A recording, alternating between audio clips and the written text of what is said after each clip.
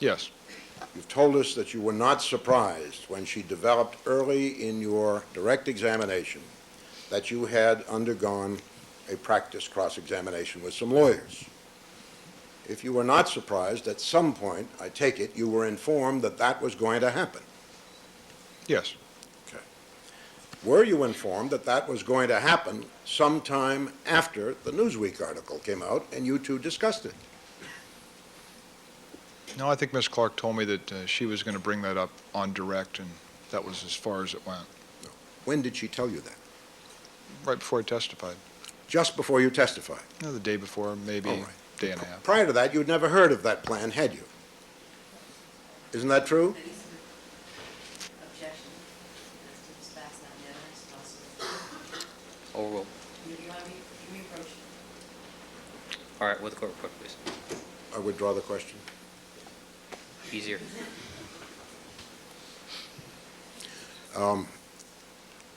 You just said that Ms. Clark explained to you a day or two before your testimony that she would elicit from you the fact that you had practiced cross-examination, correct? I don't know if it was exactly those words, but yes. To that effect. Yes, sir. Was this a day or two before your testimony the first time that this idea of bringing this out was conveyed to you? Yes. All right. But at no time after the experience took place and prior to the publication of the Newsweek article were you told that any such disclosure would be made. Isn't that so, Detective Fuhrman? Objection, Your Honor. It's exactly the point I'd like to approach. All right, with the court report, please. I do not withdraw this time. All right.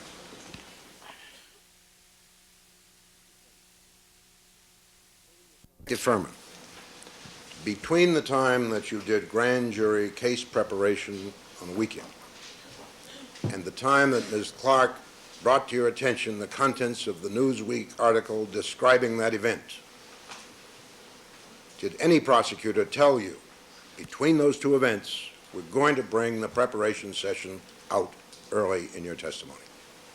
Objection. No. I didn't hear the answer. Wait, there's an objection. All right, overruled. No. Thank you.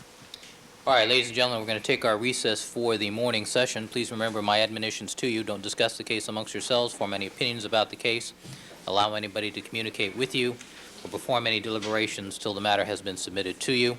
We'll stand in recess until 1:30. Detective Fuhrman, you're excused until 1:30. Yes, Your Honor. All right.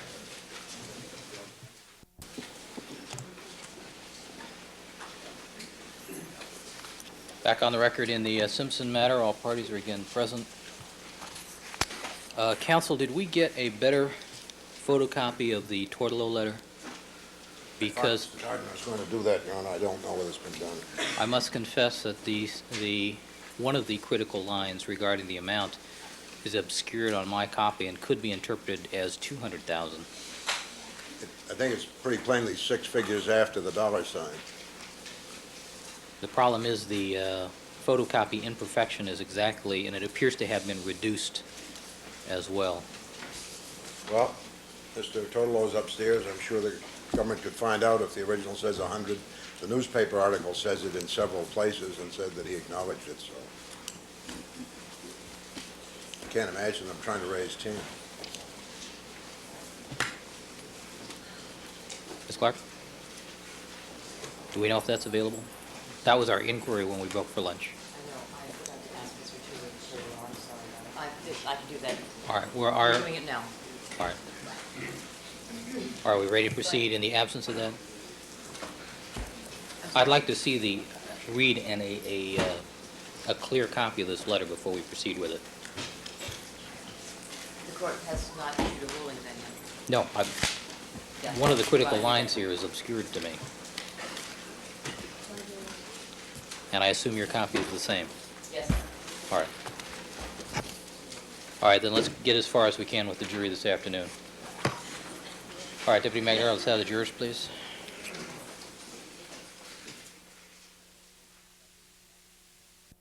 All right, let the record reflect that we've now been rejoined by all the members of our jury panel, that Detective Mark Fuhrman is again on the witness stand, undergoing cross-examination by Mr. Bailey.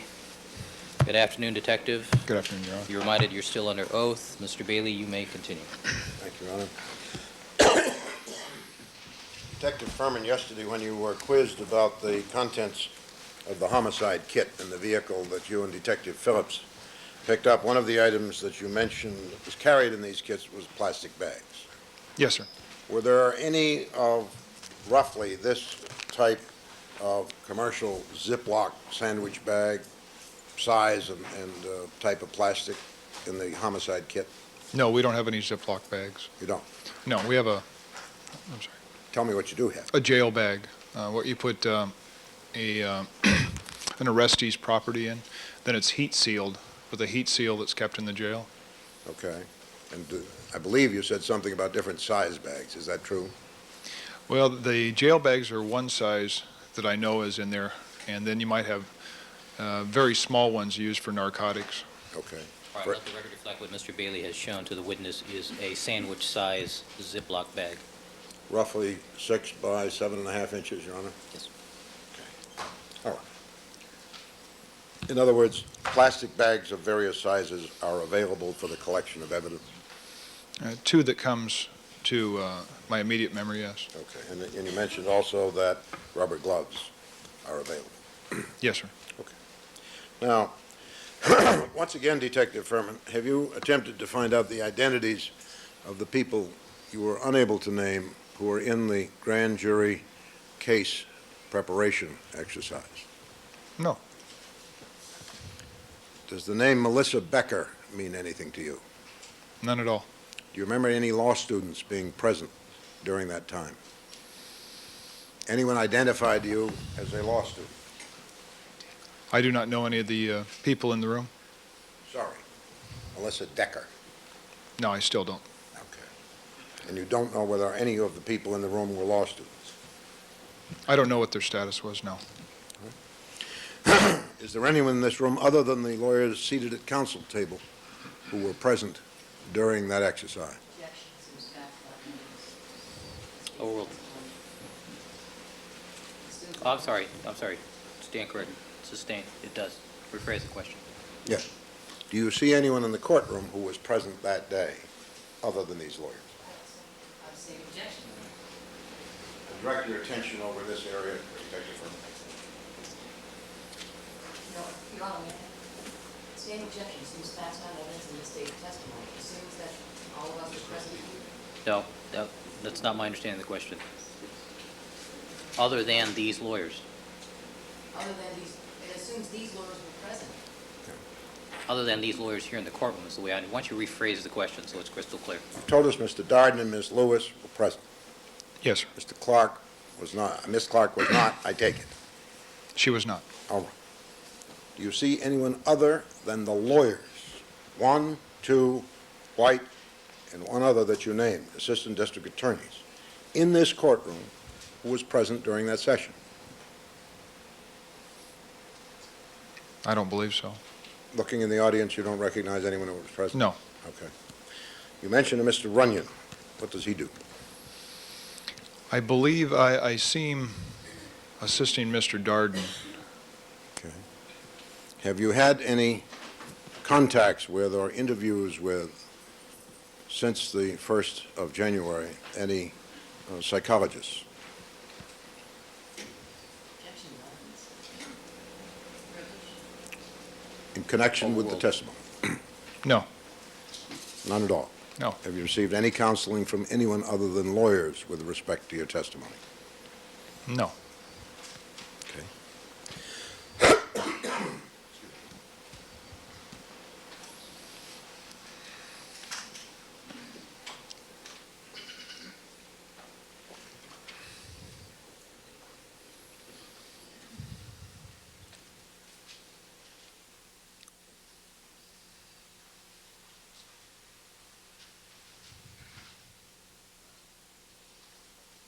Does the name, Detective Fuhrman, Don Vinson, mean anything to you?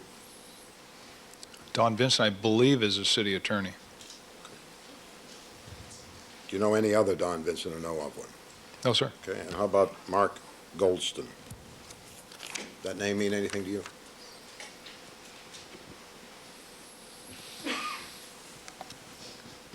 The name Goldstein does not know. Have you had any contact with anyone by either of those names in connection with this case since the first of the year? Not to my knowledge, no. Okay, thank you. Now, in your direct testimony, you explained to us that at the request of Detective Van Adder, I believe it was you and Detective Phillips, went back to Bundy to review the left-hand glove that you had seen there. Yes, sir.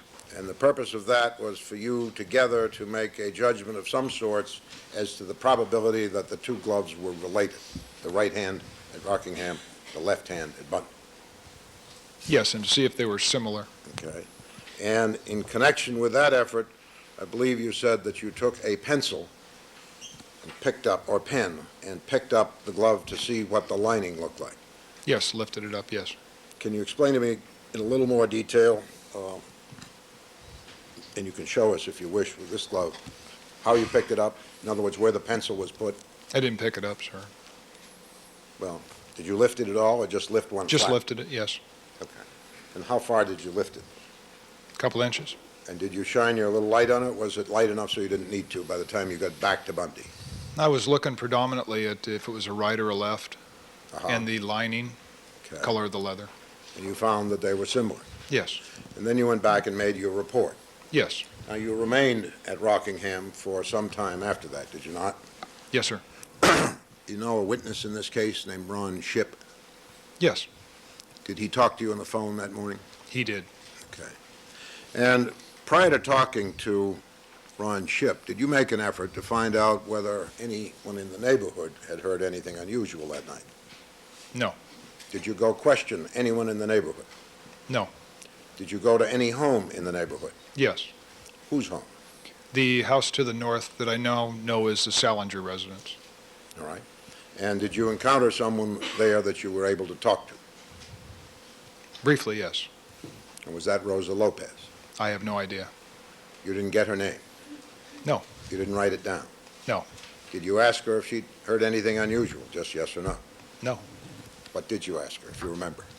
If I could look down the north border of the residence, something happened next door, and I just wanted to look and see if there was anything on their side of the property.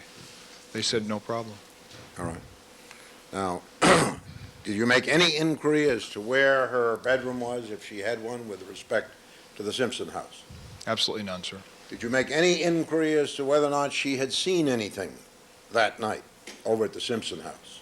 No, I didn't. Did you inquire as to whether or not she had heard anything that night at the Simpson house? No. By this time in your investigation, having in mind the blood that you discovered on the Bronco and the glove that you discovered in the alleyway, had Mr. Simpson become a suspect in your mind as a detective?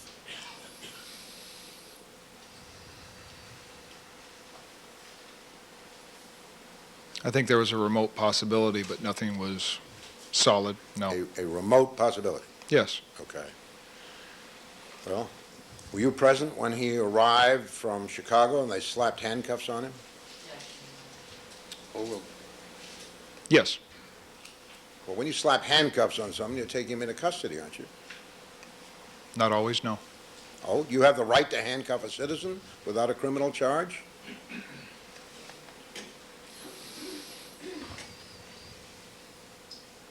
There are instances you could, yes. Have you done that in the past? Handcuff people against whom there was no charge? Oh, well, There's times when people pick people out as suspects, and you later identify that they were not the suspect, and you would release them. but that wasn't the case here, was it? I don't know what the case, as far as he was handcuffed. I did not order that. Without going into the details, had you had conversation with the other detectives as to whether or not Orenthal James Simpson was a suspect in the double homicide on Bundy? No. That had not ever been discussed prior to your going to the house next door. Is that correct? That's correct. Had it ever passed your mind, however remotely, that that might be the case? Not knowing his whereabouts the night before, I felt it was extremely remote. Not knowing his whereabouts? I knew he was in Chicago. Well, you also knew he didn't leave till 11, right? I didn't know that, no. You didn't think the limousine was there to pick up anyone else at 11 o'clock, did you? I didn't know about the limousine other than what Cato initially told me.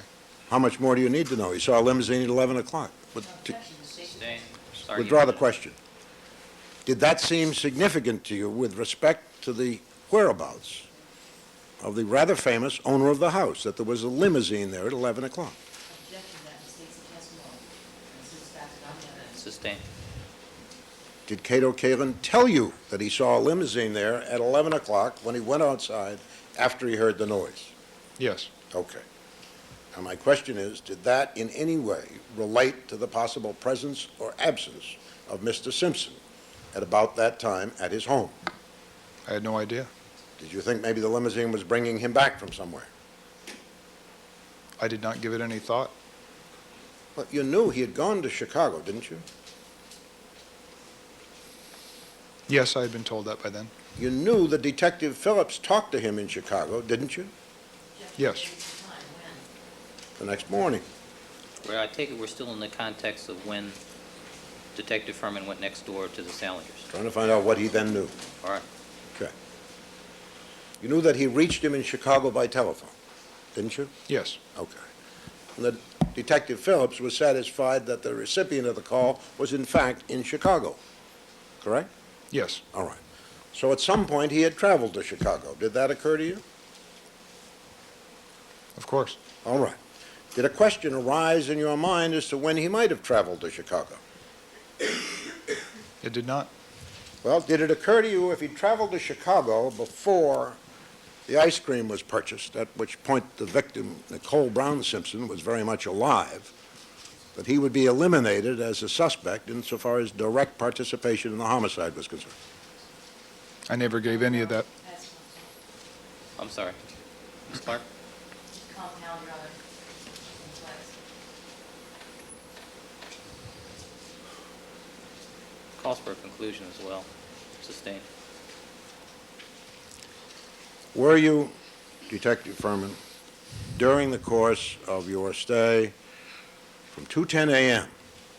until you talked to Ship, let's say around 10, is that correct? 10 o'clock? I don't recall what time he called. Mid-morning? I believe so. All right. Were you engaged in your profession as a detective of the Los Angeles Police Department?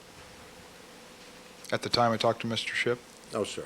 From 2:10 a.m., when you arrived on the scene, until at least mid-morning on the 13th, were you engaged in your profession as a police officer?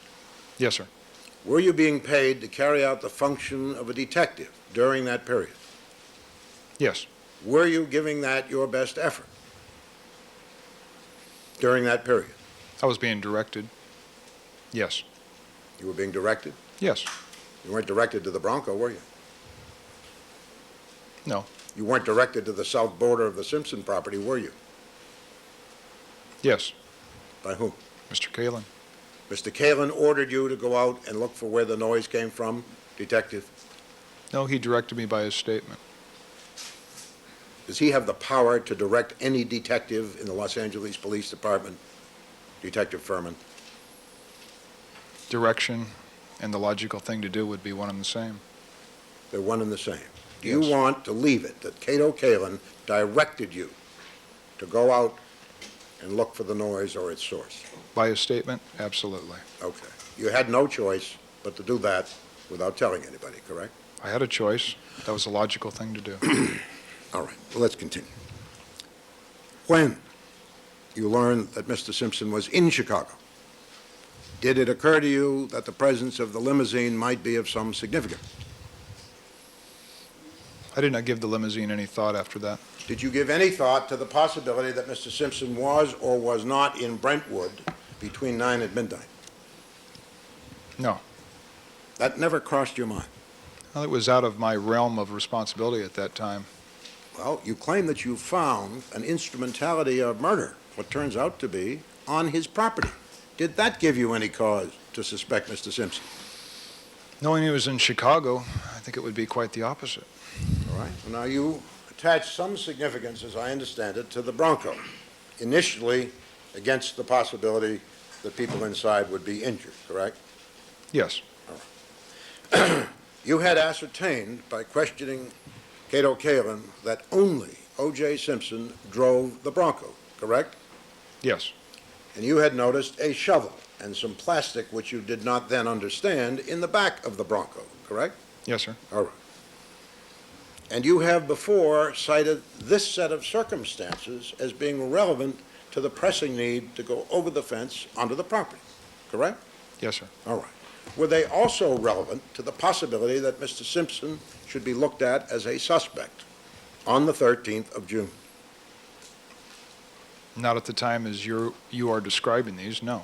Okay.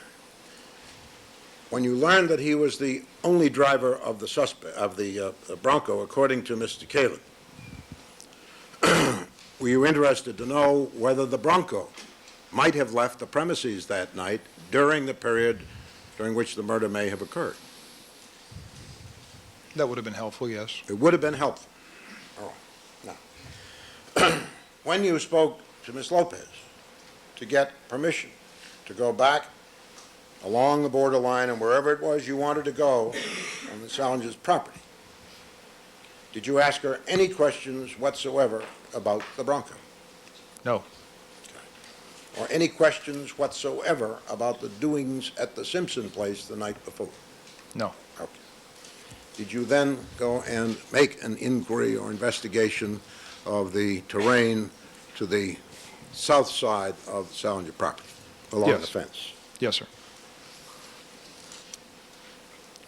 By the way, did you ever identify yourself to Rosa Lopez Yes, sir. as Detective Fuhrman? Yes. Okay. Did you take any notes when you talked to her? No. Or make any later on of the conversation? No. And did you ever say to her that you would have some other officers get in touch with her? No. So as far as you were concerned, there was no point in you or anyone else questioning Rosa Lopez? There was nothing she indicated that should be interviewed for, no.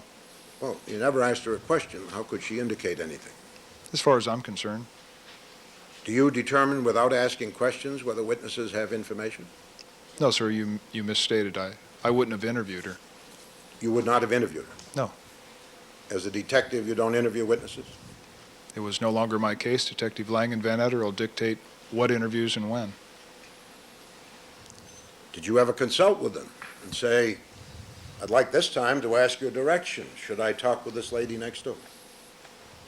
No, Detective Lang was on the Bundy crime scene, and Detective Van Etter was writing a search warrant.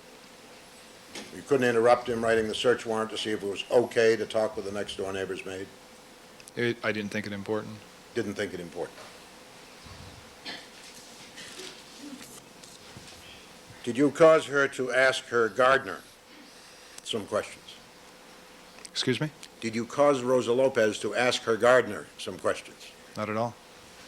Were you looking for possible sharp objects when you were on the Salinger property? I was looking for anything that looked like it was unusual or something that was obvious. Was one of the unusual things you were looking for, Detective Fuhrman, a sharp object? I didn't know at that time the cause of death at Bundy, so I didn't know what I was looking for precisely. Can you answer the question? Were you looking or were you not looking for a sharp object?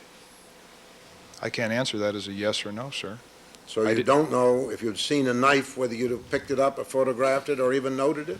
I wasn't specifically looking for a knife. If I would have found one, I would have seized it, yes, or kept it there for a photographer and a criminalist to recover, yes. Okay. Now, what else were you looking for? If it wasn't knives, what were you hoping to find? I don't know, sir. Anything that looked like it was out of place or possible evidence. I could go back to the Salinger residence and ask if it was theirs. Bloody clothing? Anything of that nature, yes. Had you seen enough of the crime scene to assume that whoever had perpetrated the murders probably had blood on them, as the gloves did? Yes. All right. Were you interested in finding whether or not there was any bloody clothing nearby the Simpson residence?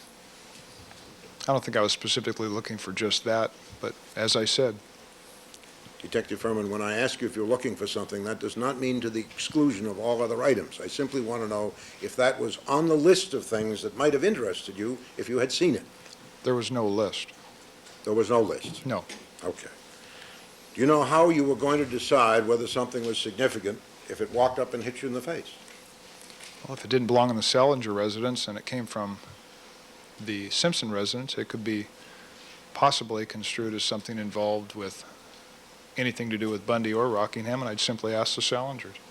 Well, my question to you was simply, included among those kinds of items, would bloody clothes have been an item? Yes. All right. Did you find any? No. Did you find any sharp instruments? No, sir. Was the gardener working that Monday morning? I saw a gardener sometime that morning, but I'm not sure if it was in front of Salinger's residence or on the street. You never saw the Salingers there, did you? I don't know. I don't believe so.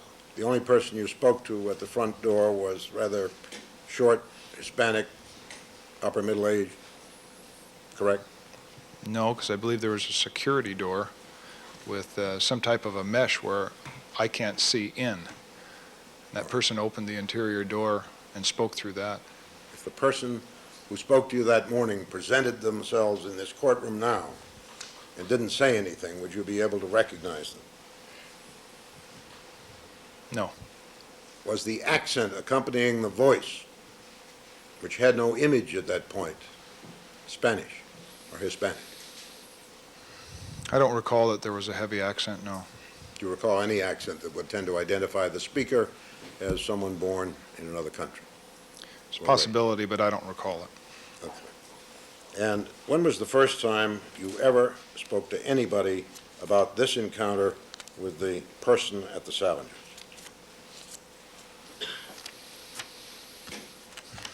I believe when Rosa Lopez came forward as a witness. Well, you mean when she was first listed by the defense, a long time ago or recently? I'm not sure on that, sir. I don't know when she was listed, and I don't know when she testified exactly, so I would probably say sometime in between there.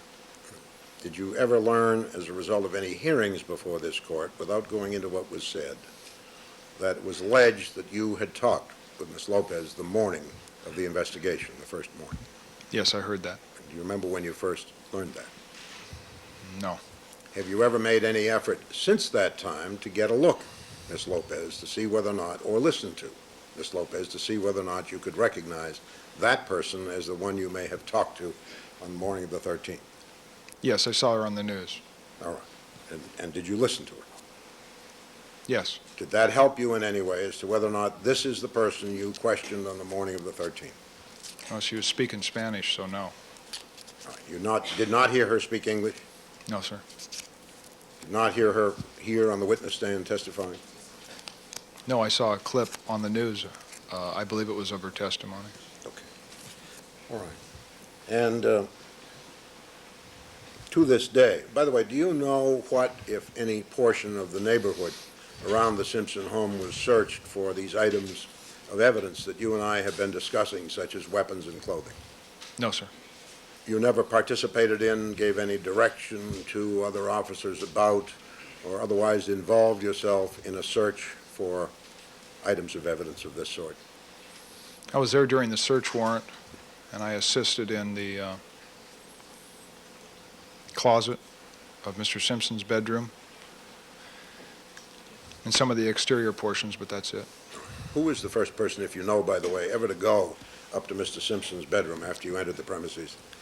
I don't know, sir. What time did you go there first? Inside the residence? Yes. With Mr. Kalin.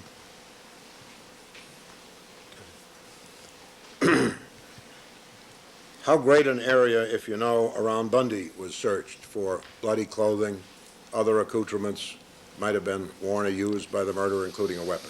I have no knowledge of that, sir. Didn't Officer Risky tell you where he had caused people to look for items of that sort?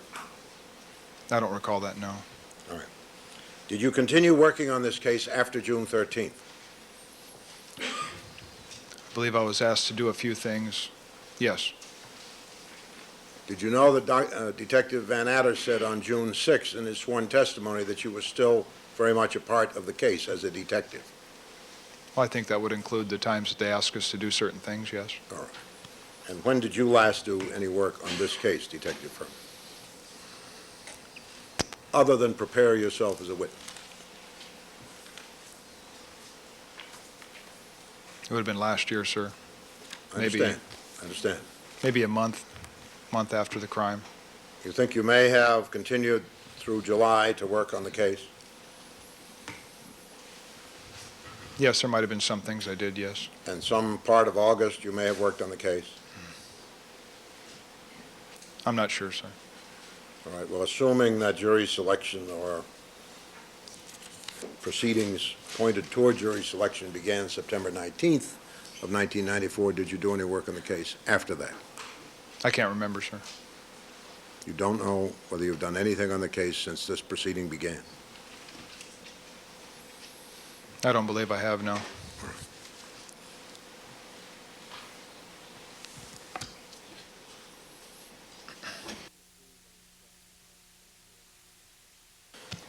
Did you receive an instruction of some sort, Detective Fuhrman, to abstain from viewing these proceedings? Yes. And have you followed that instruction? Yes, sir.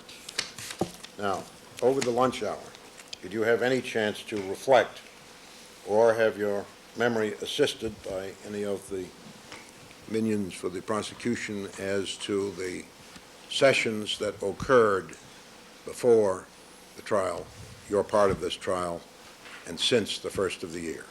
No. Would you say, Detective Fuhrman, that in addition to this being the largest case in which you've ever been involved, this is perhaps the most important testimony in which you've ever been involved? Sustained. Have you not been very concerned since January 1 and beyond with the experience of testifying in this case? I believe I was concerned with the allegations that have been brought forth against me. Yes. Yes. You were concerned with something happening which has now happened, correct? No, objection. Sustained. Withdrawn. Having that in mind, Detective Fuhrman, were you anxious that you deliver a good performance on the witness stand? Objection, argument. Overruled. Vague. Overruled. I'm always concerned with that in every case. In this case more than others, Detective Fuhrman? I am testifying just like I do in any other case. Mm-hmm. And have you ever in any other case faced accusations such as you expected in this case? No, objection. Sustained. Have you ever in any other case had the benefit, That's good approach. may I finish the question? Have you ever in any other case had the benefit of a grand jury case preparation session such as you had here? Overruled. Denied. You can answer the question. No. I thought we already asked that once before. Now, having in mind all of that, do you maintain that you have almost no recollection of the sessions intended to prepare you for this testimony? That's correct, sir. Overruled. Have we solved the earlier problem, Your Honor? Described it the Nothing has been submitted to me. Well, I understood that it was coming forth. Have we learned the status of that, perhaps? Ms. Lewis? I'll do that.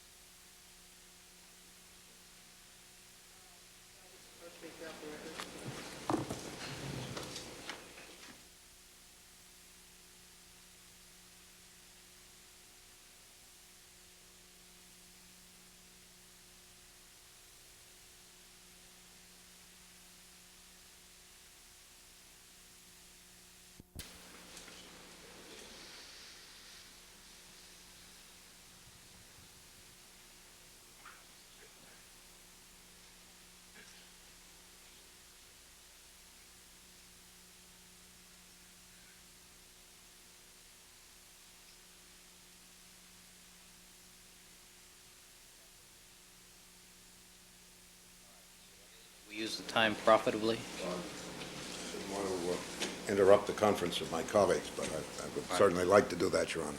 Thank you.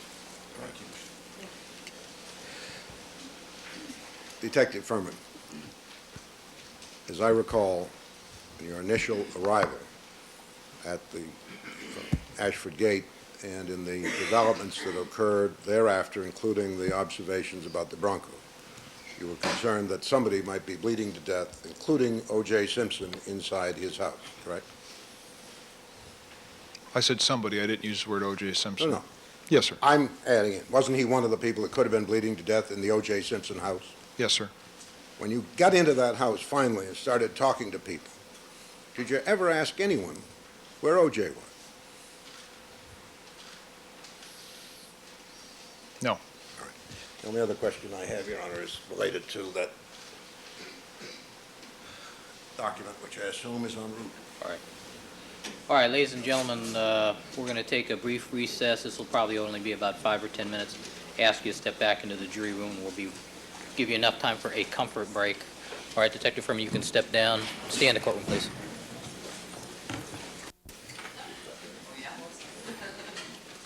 All right, back on record in the Simpson matter.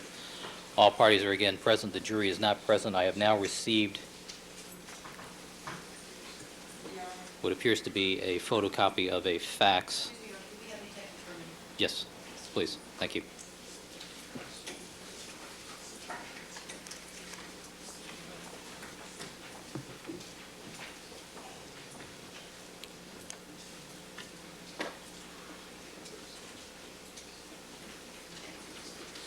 All right, I reviewed this, what appears to be a clear and full-size copy of a letter dated September 21st, 1994, addressed to a Daniel Labato of the Northampton Police Department, Northampton, Massachusetts.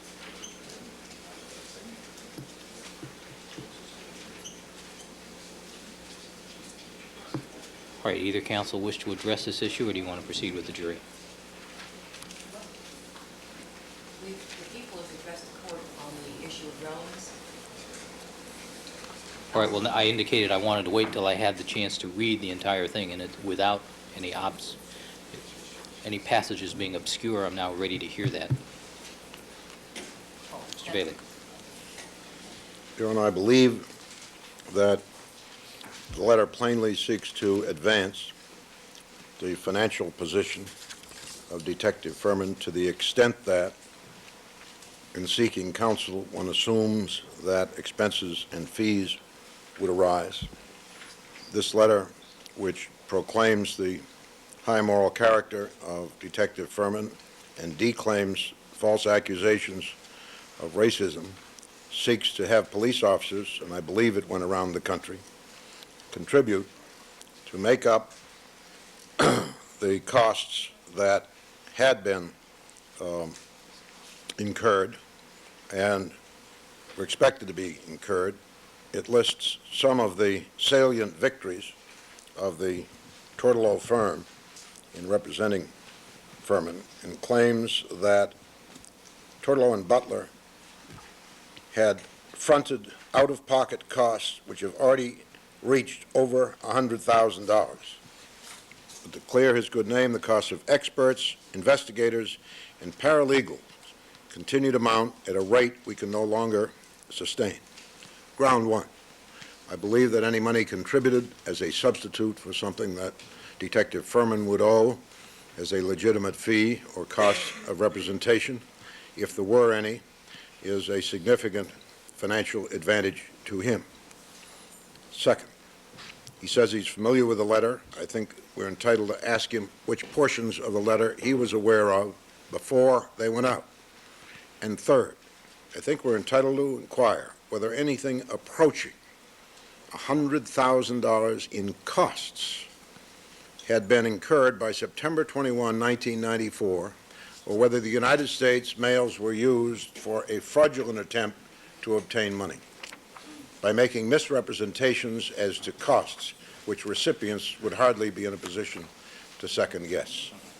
Do you want to explain to the court how it is that this letter relates to any bias, interest, or motive as it pertains to Detective Fuhrman's testimony here today? Yes, I do, because presumably, if his testimony is accepted or admired by the recipients of this letter, the solicitation is still hanging out there. If he can convince them that he's a good guy and he's telling the truth, and O.J. Simpson's a bad guy, some of this money may come in. But I don't believe in an undertaking of this sort that the result is necessarily essential. It is the purpose of the exercise. All right. Ms. Clark?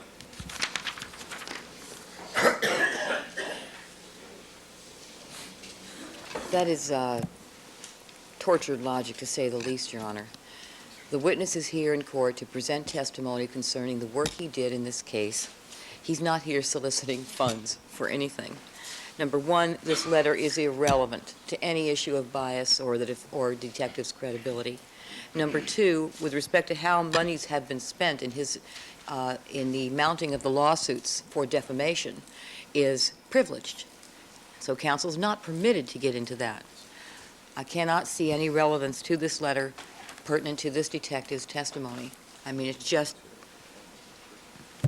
absolutely absent. Well, the issue, as I understand Mr. Bailey's argument, is that there is some potential for financial gain that would impact on motivations to testify or how to testify. Do you want to address that particular? Not reflected in this letter, there isn't, Your Honor. What this letter reflects is the need to defray costs of legal expenses incurred as a result of lawsuits which were made necessary by the defamatory nature of the false allegations made against Detective Fuhrman. But there's no financial gain involved in that pertains to his testimony. The two are totally disparate. He's testifying here today, and this letter was generated when? Back in September, long before he took this witness stand, in an effort to defray legal costs. His appearance today has no bearing. There's just no connection between his appearance in court and this letter and the money it seeks to get. And we're talking about defraying legal costs that were made necessary by virtue of the actions of the lawyers for the defense in this case. So there is no gain to Detective Fuhrman in that regard. And it has not been shown that there is any, nor that there ever will be. To the extent that the court sees there is a financial interest this witness has in having at least begun work or contemplated lawsuits for defamation against the lawyers in this case, that has already been explored. And that issue is not illuminated in any respect by this letter, other than to indicate that he doesn't really have the money to pay for these lawyers. I do not see how it can have anything to do with Detective Fuhrman's credibility on the witness stand, especially in view of the fact that Detective Fuhrman never read the letter. This is something issued by his lawyer, the work product of his lawyer, as was the decision as to who to sue and for what to sue them for, was the work of his lawyer. I understand the agency theories, Your Honor. I'm not arguing with that. But this letter was not generated at the behest of Detective Fuhrman, and I think that's an important distinction to make.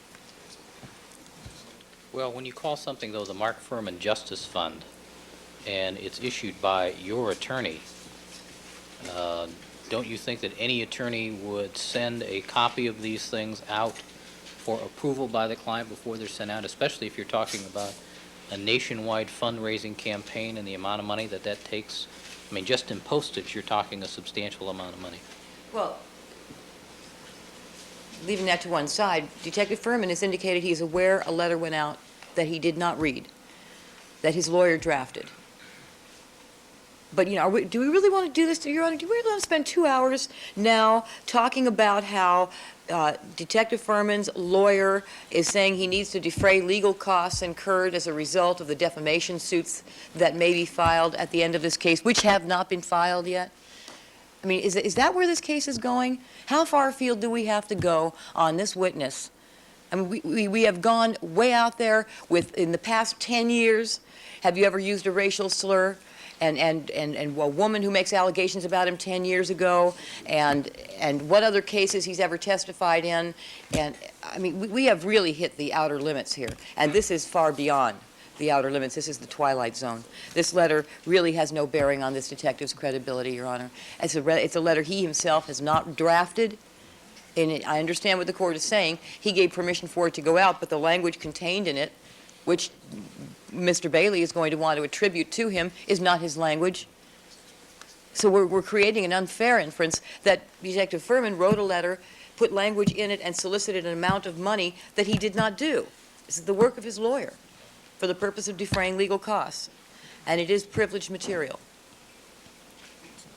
Especially because Mr. Bailey has now said that he wants to explore exactly how much money was spent and whether $100,000 is a fair representation. I can assure the court that it is, and the paperwork exists, but it's nobody's business. It's privileged. Is Mr. Tourtelot going to appear and claim that privilege? Or is Yes, Mr. Fuhrman going to assert that privilege? Yes.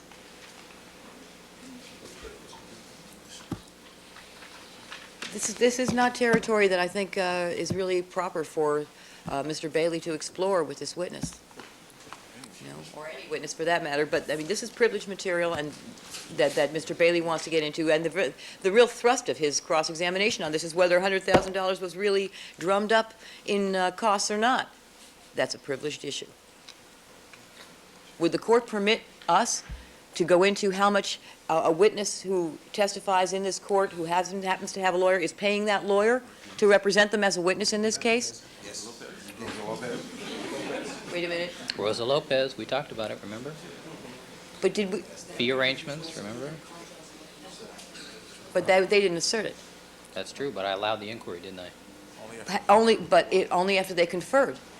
That was cleared first. I remember Mr. Darden went over to Carl Jones, went over to Carl Jones and asked him, hey, I'm going to go into the fee arrangements. Carl Jones waived any privilege and said that was fine. He did not assert the privilege, and he could have. He was given every opportunity. The court flagged the issue for him, and he elected not to do so. As I am doing here.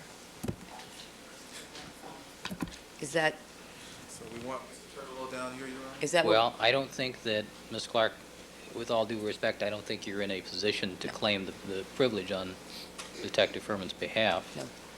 So either Detective Fuhrman himself has to claim the privilege or his attorney on his behalf. I think probably it'd be most appropriate if his attorney did so, Your Honor.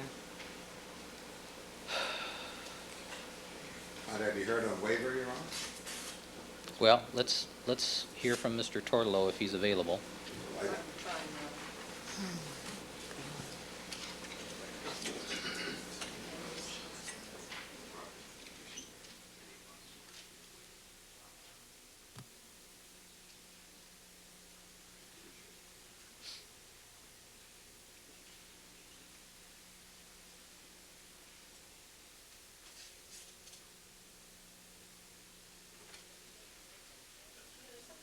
That's different here. With respect to Rosa Lopez, Carl Jones was representing her in her capacity as a witness. No other capacity. She wasn't filing any lawsuits. She had no independent legal cause of action going. And Detective Fuhrman does, because he's not being represented by Mr. Tourtelot. Well, but the testimony so far, hasn't it been that Mr. Fuhrman has not filed any lawsuits yet? That's right. So there are no causes of action pending, are there? That's correct. Same But- difference. No, it's not. No, it's not. Not at all. Because Mr. Tourtelot is representing Detective Fuhrman with respect to what may be filed, Ms. Clark, and it has nothing to do with. Hold on. The issue is there somebody plausibly who can raise an attorney-client issue here regarding the area of costs? Maybe. That's what I've determined thus far. I'd like to hear from Mr. Tourtelot. So rather than argue apples and oranges between Rosa Lopez's situation and Detective Fuhrman's situation, it's an interesting discussion, but I don't think it really bears upon the specific issue regarding this letter.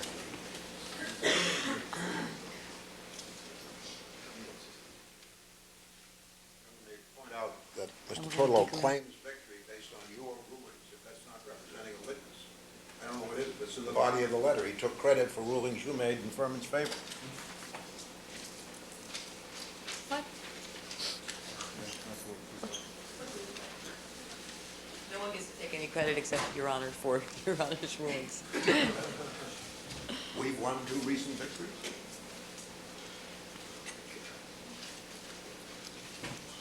No, I don't score it that way either. You don't score it that way? No. No. First, Judge Ito denied the defense team's right to review marked record. That's one of the victories.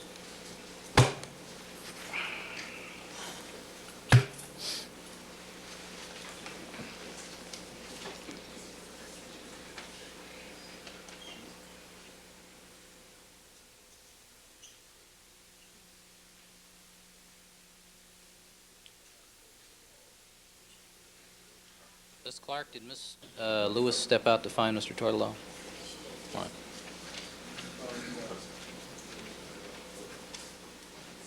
And Mr. Bailey, I understand this is about the last area of inquiry that you're going to make at this point? You would like the parameters of the inquiry? No. I'm just saying this particular issue is the last issue on cross, unless something leaps out at you overnight. Phone keeps ringing, something just came in, but it is, so far as I know, except for a question prompted by the last phone call, which is very brief. All right.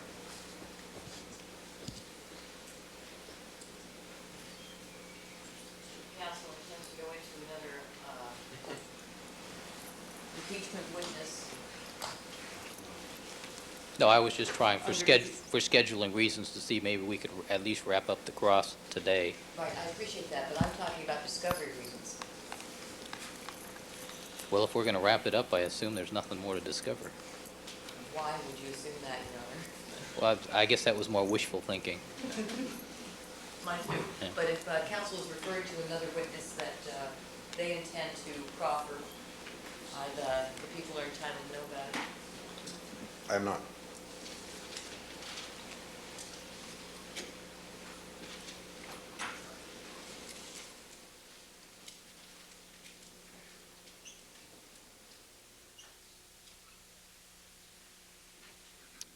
All right, Mr. Tourtelot.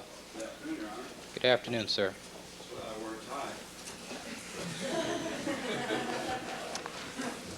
tied. Mr. Tourtelot, are you familiar with the letter dated September the 21st, 1994, Yes. addressed to a Daniel Labato of the Northampton Police Department? Yes, I am, Your Honor. All right, the issue has been raised in the cross-examination of your client, Mr. Fuhrman, concerning any potential monetary interest he may have in the outcome of this litigation. And this letter has been proffered to the court as some indicia of monetary interest in the outcome of this litigation.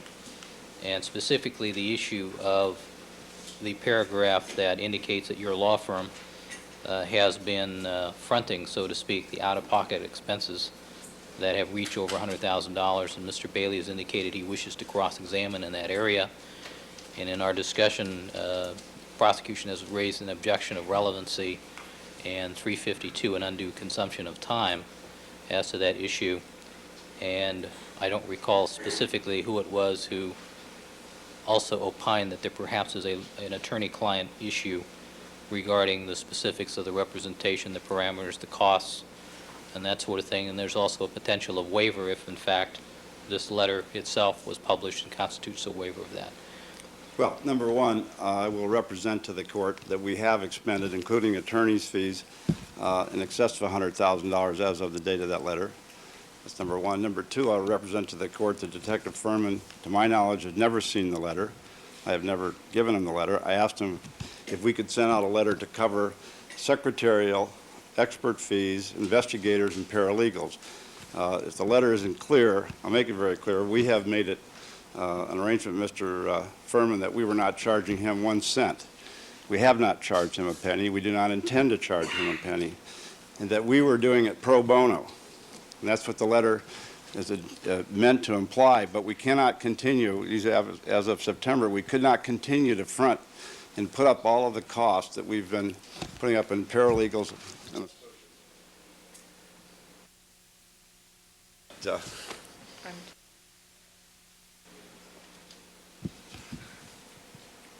Your Honor, we do claim the privilege. I wanted to explain why.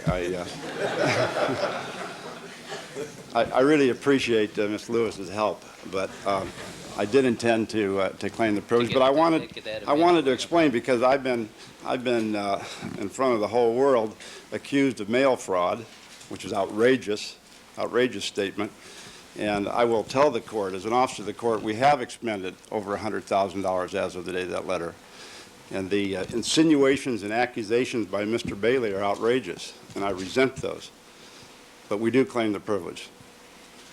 All right, and do you want to explain to me how it is that you feel expenses and expenditures on behalf of a pro bono client fall within the privilege?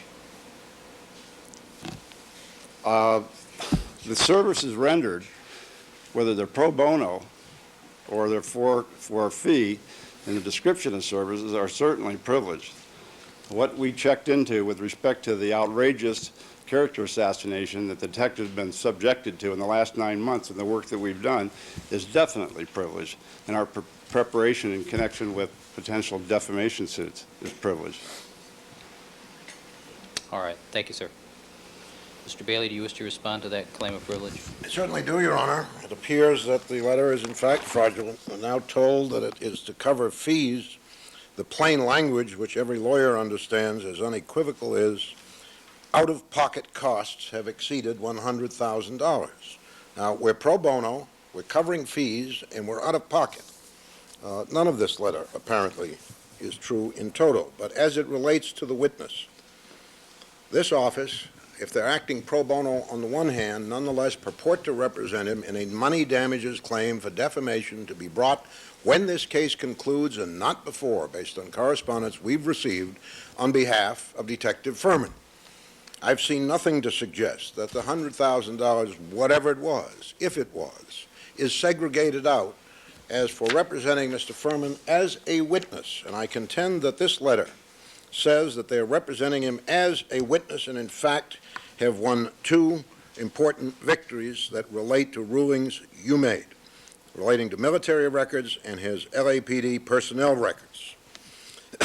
We also know, and we don't know of any contingent agreement, that lawsuits are being prepared because counsel says they're being prepared, and the witness, more importantly, says that they're being prepared.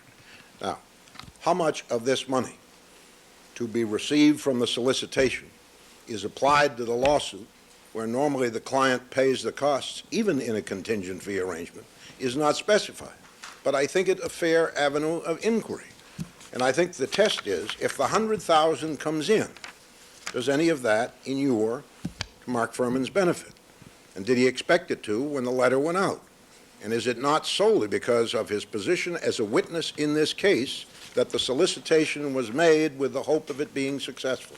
If the answers to those questions are yes, I think waiver is patent in this case. When you go out representing to people through the United States mails that you've spent $100,000 on experts, investigators, and paralegals, an ongoing expense, that's a pretty serious allegation, and it is supposed to be, under federal law, completely truthful. I still doubt whether or not out-of-pocket went that high at any time prior to September 21, but I don't know. Ms. Clark alleges that she knows and assures the court that it did. I would like the opportunity to ask Mark Fuhrman if any accounting has been given to him as against future obligations he may have in these civil lawsuits, or as against any fees that may have been charged, because we just heard that fees were included, by the Tourtelot firm, and what he understands his position to be vis-a-vis the successful production of money from the police officers who are being asked to give it, like Daniel Lobato and the people in Oklahoma. That's what I think the cross-examination should be allowed to touch. Your Honor, I have not represented Detective Fuhrman as a witness. I've never discussed his testimony, ever. I represent you as an officer of the court. I haven't been present at any meetings, and I have had no conversations with Detective Fuhrman regarding the facts of the case, purposely. My representation has been as a result of the incredible character assassination campaign that commenced in July with the New Yorker article. And that's it. And to say that part of our work, the assumption Mr. Bailey makes, had to do with preparing him as a witness is ludicrous. Again, I represent to you as an officer of the court, I have never discussed Detective Fuhrman's testimony with him, nor have I discussed the facts of the case with him.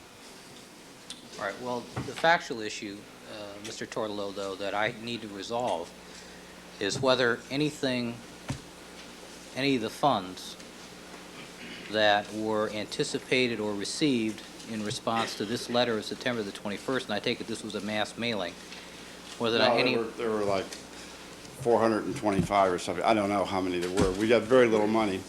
But I do want to say this. I represented him as a police officer, and under the Constitution of the State of California, a police officer has a right of privacy, and it's a separate right. And he has a right to have a private attorney come into court and defend his rights of privacy, which is what I did before you. Mr. Tourtelot, before you launch into that, let me just ask, let me finish the question to you that I was trying to ask. I guess there's been a lot of those problems in this courtroom, so. Yeah, it seems that way. Mr. Tourtelot, the question I have is whether or not any of the funds that were generated or anticipated to be generated by this letter, did any of these go to the direct benefit of Detective Fuhrman? Absolutely none.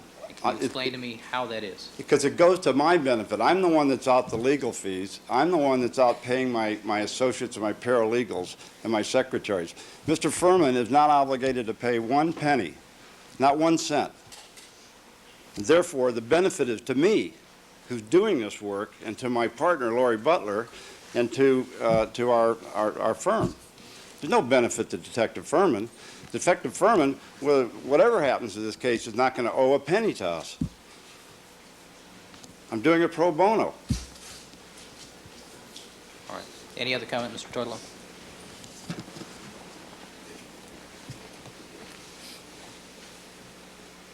Is that it? I claim the privilege, and I'm ready to leave if you. And I'm ready to leave with you. In fact, I'll catch the next plane to Hawaii if I could get someone to go with me. No, they'd love it. His comment was, please do, but No, I said it was a good idea. Yeah. I still think so. I'm sure he does. All right. Well, today's been a pretty contentious day. All right. Any other comment from the parties? Mr. Bailey, Ms. Clark? Certainly.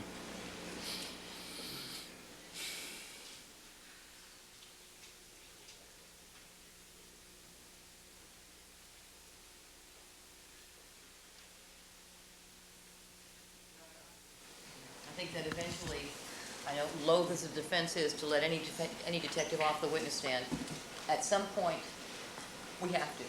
And if we get into this letter, this is going to be another, look at what it just caused now. Just to claim a privilege, just to argue the issue. Oh, we were lucky spent Mr. Tourtelot was in the building. We were, and we are.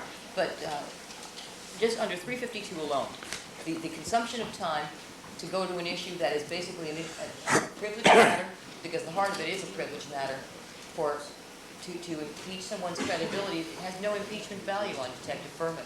He has no benefit to gain from this letter. His lawyer hopes to be made whole by it because he has expended so much time and effort on his behalf with no recompense. And that's all you have here. So the bias and motive issue, which is what this should be going to, is non-existent. So the letter is really and truly irrelevant, in addition to being privileged. All right. Mr. Bailey, any last comment after Mr. Tourtelot's comments? Well, I think I've expressed, Your Honor, the fact that even if nothing more, Mr. Fuhrman is getting a free lawyer, if he is. And that, to me, that's very cloudy, by virtue of this solicitation, where he would not have gotten a free lawyer perhaps if he hadn't authorized the solicitation. That is a financial benefit sufficient to warrant cross-examination. All right. But he had the free lawyer long before. Thank you, counsel. The issue of cross-examination and the extent of cross-examination is something that, thankfully, the appellate courts have rested significant discretion in the hands of the trial court. And in some areas, when we deal with, say, for example, racial bias, the courts have indicated that I must give either side wide latitude in cross-examination on racial bias and those issues, and the court has done that. This is an issue of financial bias, and given the representations of Mr. Tourtelot, the financial interest of Detective Fuhrman with regards to this particular letter is remote, and I find it not to be relevant. Were it to be relevant, it would cause an undue consumption of time, given the various issues that are here, And the claim of privilege also goes to the heart of the letter. So the prosecution objection will be sustained. We ask, Your Honor, that the questions and answers posed by Mr. Bailey yesterday, in advance of our having been given the opportunity to see this letter, be stricken from the record. No, he was allowed to cross-examine on whether or not Mr. Fuhrman contemplated legal action against the lawyers in this case. That's fair cross-examination. Right, no, but he also asked about the letter. That's what I'm asking to be stricken. I think there's only, if you can show me where that is in the record, I think there's only a question or answer that's pretty innocuous, and we stopped at that point with the purpose of getting the letter to examine it. All right, may I readdress that with the board after I've found the passage? If that's the case, then there is no point. But I have to tell you, my recollection of it is that it's so innocuous that I'm not really inclined to stir the pot anymore. Very well, Your Honor. What I'm concerned about is final argument, though, and addressing an issue that the court has deemed to be irrelevant under 352. Well, if there's no letter to argue, then I suspect it won't be argued. Given the panoply of issues that are here to argue in final argument, a passing reference in 2 questions and 2 answers, I suspect won't carry the case. If you disagree, look in the record, see what you think. All right. I'm just not inclined to address what I consider to be such a minimal issue at this point.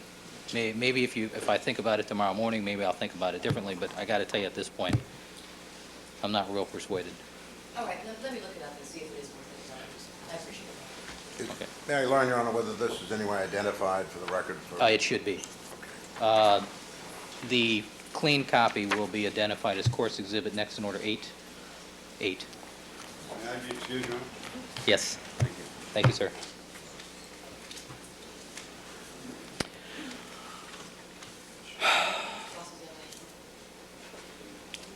Do you have anything else you wish? 3 o'clock, Your Honor, I'd like a chance to, we have information coming in as we speak. I'd like a chance to confer with my colleagues before we decide. All right. The only remaining question is, I have a question I can put today. If you want to save that much time, it's about 3 minutes worth. Not to drag the jury out and then send everybody home. All right, Deputy Mayor, let's have the jury. I'll excuse them. And do we have any DNA lingering issues today? If you could, An afternoon without DNA. How wonderful. Okay. For an item led to argument, led to having to have another attorney on another issue come in and discuss it, and we've managed to take up the whole court day. This is also would ordinarily, given the situation, I would try to forge ahead a little bit more, but we have an activity planned this afternoon, so I'm going to break at this time. Please remember my admonitions to you. Don't discuss the case amongst yourselves. Don't form any opinions about the case. Don't allow anybody to communicate with you regarding the case. Don't conduct any deliberations until the matter has been finally submitted to you. We'll see you here tomorrow morning, 9 o'clock. All right? We'll stand in recess. And Ms. Robertson?